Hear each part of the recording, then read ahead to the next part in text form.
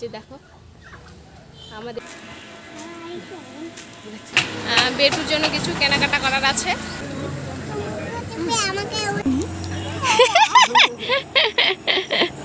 তালঘোষা দিয়ে আজকের ব্লগটা শুরু করলাম। সবাই কেমন আছো? আশা করি ভালো আছো। আর কাকুলি ব্লগসে আরও একবার সবাইকে স্বাগত জানাই। তো আজকে ঘুম থেকে উঠে সব কাজকর্ম সেরে নিয়ে সোজা মা দেখো এখানে বসে গেছে তাল ঘুষতে। কারণ তোমাদের দাদাভাই কালকে বাড়ি থেকে তাল নিয়ে এসেছিলো, তো সেই তালগুলো একদম পেকে গেছিলো। তো মা দেখাচ্ছিলো যে আজকে অল্প করে একটু বড়া ভাজা হবে, কারণ তোমাদের দাদাভাই যে ছোট্ট ছোট টাইপের বড়া হয় তো সেগুলোই খেতে পছন্দ করে, তো তার জন্য। আর এখানে দেখো নেট জালে ভালোভাবে তালগুলো ছেঁকে নিচ্ছে, না হলে আঁশগুলো থেকে যায়, তো সেই জন্য। আর তারপরে আমি রান্না করতে বসে গেছি, কারণ তোমাদের দাদাভাই আবার খেয়ে চলে যাওয়ার কথা। তো এখানে দেখো মাসকালাই ডাল বসিয়ে দিয়েছিলাম, তোমাদের দাদাভাইয়ের ফেভারিট এই ডালটা, তো সেই জন্য তো ডাল রান্না করব। আর সঙ্গে কচুর মুড়োগুলো হয় না, তো সেগুলোর চটচটি আর আলুর ভাজা আর একটা ঘন্ট, তো এই সমস্ত কিছু রান্না করেতে আমি বসে গেছি। মানে দেখতে পাচ্ছ রান্না করছি। আর উনানে রান্নাটা আমি বেশিরভাগ করি, গ্যাসের মধ্যে তো ভালো লাগে না আমাকে।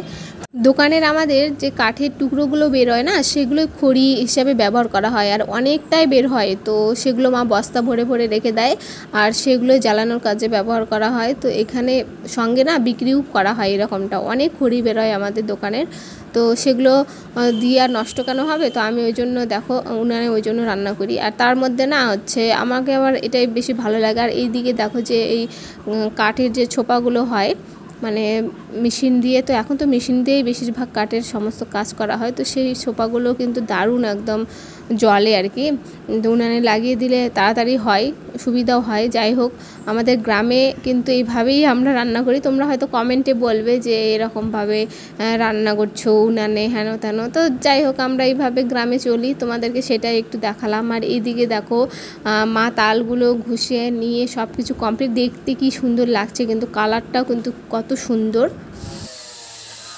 এই সবে মাত্র রান্না খাওয়া এই সব কমপ্লিট করে চলে আসলাম বাইরেটায়। যে আমাদের হাঁস আছে, তো হাঁসগুলো খেতে এসেছে, ওদেরকে খেতে দিলাম এই যে। আর কয়টা মুরগিও আছে, কিন্তু হাঁস এই যে কয়টা আছে, তো এদেরকে খেতে মানে সব সময় আসে এরা, মানে আধা ঘন্টা পর পর খেতে আসে এরকমটা। তো ওদেরকে খেতে দিতে আসলাম। আর আমাদের সবারই খাওয়া দাওয়া একদম রান্নাবাড়ি সব কিছু কমপ্লিট আজকে।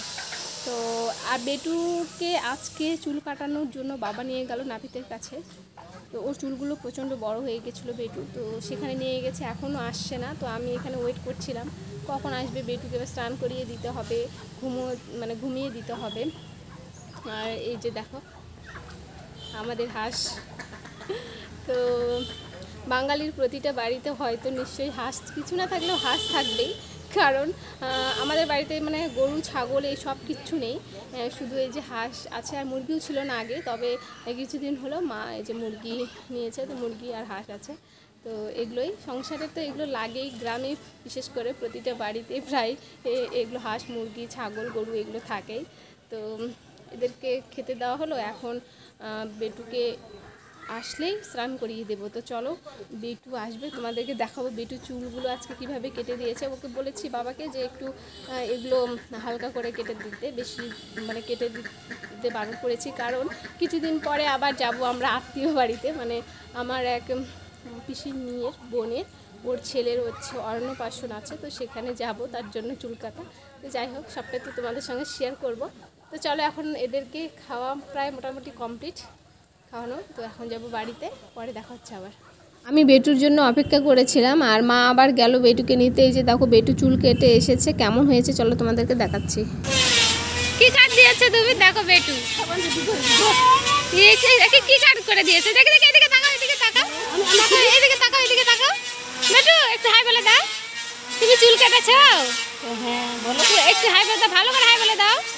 দেখো এই বাবা কি এগুলো কি হয়, বেলুনে কি স্টাইল করে দিয়েছি, মানে চিপটা এত ছোট করে দিল কি, এটা আর একটু বড় করতে হতো চিপটা, কিন্তু ছোট্ট এটা।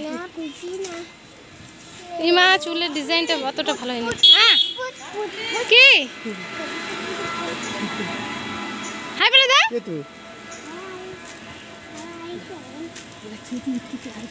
এরপর বেটুকে স্নান করিয়ে দিলাম, আর দেওয়ার পর ও খুব কান্না করছিল, কারণ ওর না জল দেখে প্রচণ্ড ভয় করে, স্নান করতেই চায় না, এরকমটা হয়। তবু জোর করিয়ে ওকে স্নান করিয়ে দিই, প্রতিদিনে তাই হয়। তো যাই হোক, ওকে ভোলানোর জন্য নিয়ে চলে আসলাম দোকানে, আর এখানে এসে ওকে দেখো আচার কিনে দিয়েছি। মানে ও আবার আচার খেতে এতটা পছন্দ করে, আমের, তেঁতুলের, এরকমটা। আর আমিও এখানে জাউন নিয়েছিলাম, তো সেগুলো মা ছেলে মিলে খাচ্ছিলাম, আর তোমাদেরকে একটু দেখালাম। তো এখন বিকেলের দিকটায় একটু রেডি হয়ে নিয়েছি, কারণ যাব দাঁড়ালে, বেটুর জন্য কিছু কেনাকাটা করার আছে। আর এইদিকে বেটু রেডি হয়ে নিয়েছে, আর এদিকে দোকানের সামনেটায় আমি এখন আছি আমাদের। তো সবাই এখানে বসে থেকে আড্ডা মারছে যে। হ্যাঁ, দাঁড়ালেই। তো চলো বেটুকে দেখাই। ও আজকে বাড়িতে চলে যেতে চেয়েছিল, কিন্তু যেহেতু ওর যাওয়া হলো না, তো তার জন্য আমাদেরকে ঘুরতে নিয়ে যাচ্ছে, আর সঙ্গে বেটুর জন্য কিছু কেনাকাটা করা আছে। তো এখন ওরা বাইকে বসে গেছে, এখন আমি বসবো। এরপর আমরা 3 জন মিলে রওনা দিয়ে দিলাম, আর বেটু আবার বলছে ট্রেন গাড়ি দেখব। তো সেই জন্য তোমাদের দাদাভাই আবার আমাদের পাশে যে রামপুর আছে, অনেকটা দূর অবশ্য, সেখানেই নিয়ে গেছিলো সবার আগে। আর ওখানে গিয়ে বেটু ট্রেন গাড়ি দেখে, এই যে দেখো একটা দোকানে এসেছি, এখানে চপ, ঘুগনি, তারপরে হচ্ছে যে পোলাও হয় সেগুলো দিচ্ছিলো, এত সুন্দর টেস্টি, আর এত মানুষের ভিড়, খুব সুন্দর কিন্তু খাবার বানায়, তো তার কারণেই এতটা ভিড় হয়। আর এখানে প্রথমে আমি নিয়েছিলাম একটু পোলাও, তো পোলাওটা খাওয়ার পরে মানে খুব সুন্দর টেস্ট লেগেছে, তো তার জন্য তোমাদের দাদা ভাই আবার বললো ঘুগনিটাও একটু খাও, তো ঘুগনিটাও নিয়েছিলাম, সঙ্গে পেঁয়াজি। তো এগুলো খাওয়া দাওয়া করে আবার রামপুরেই আমার মাসির বাড়ি, তো সেখানে আর যাব না, রাস্তার পাশে বোনকে ফোন করলাম, ও রাস্তার পাশে আসলো, আর ওর জন্য একটু পেঁয়াজি নিয়ে গেছিলাম।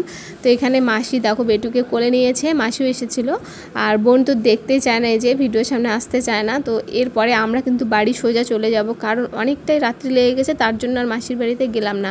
আর এখানে বাড়িতে এসে দেখো যে তালের বড়া ভাজা হয়েছিল সকালে, তো সেটা বেটুকে বলছে খাবা, তো ও বলছে না খাবো না, মানে ও রেগে যাচ্ছে দেখো কীভাবে। তো তার জন্য তোমাদের দাদাভাইকে একটু দেবো খেতে, আর আবার রান্না বাড়ার সমস্ত কিছু জোগাড়জান্তি করে আবার রান্না করতে হবে। তো এখানে দেখো রান্না করে নিলাম, পটল, আলু, কাঁচা কলা দিয়ে মাছের তরকারি করলাম।